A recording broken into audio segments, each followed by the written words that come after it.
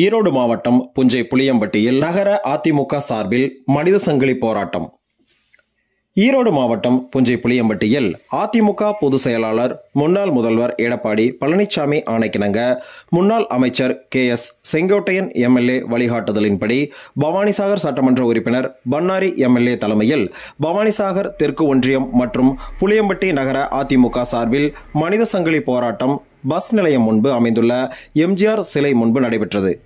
முதலமைச்சர் ஸ்டாலினின் திமுக அரசு கடந்த 40 மாதம் காலமாக 3 முறை மின் கட்டண உயர்வுடன் ஆண்டுதோறும் மின் கட்டணம், குடிநீர் கட்டணம், பத்திரப்பதிவு கட்டணங்கள் உட்பட அரசின் அனைத்து கட்டணங்களும் பல மடங்கு உயர்வு, பால் பொருட்கள் மற்றும் அத்தியாவசிய உணவுப் பொருட்களின் விலை உயர்வு, நியாய விலை கடைகளில் குறித்த நேரத்தில் பொருட்கள் வழங்கப்படுவதில்லை, சட்ட ஒழுங்கு சீர்கேடு, கஞ்சா உள்ளிட்ட போதைப் பொருட்கள் பயன்பாடு,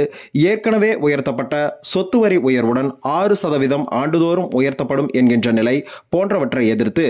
கோஷங்கள் எழுப்பி திமுக அரசை கண்டித்து மனித சங்கிலி போராட்டம் நடத்தினர். இதில் முன்னாள் ஊராட்சி குழு தலைவர்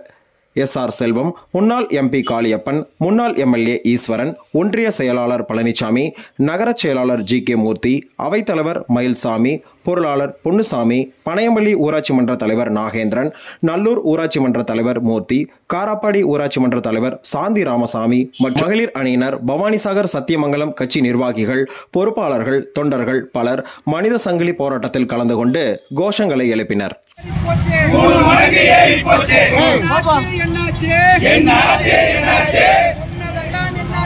சொன்னதெல்லாம் என்னாச்சு?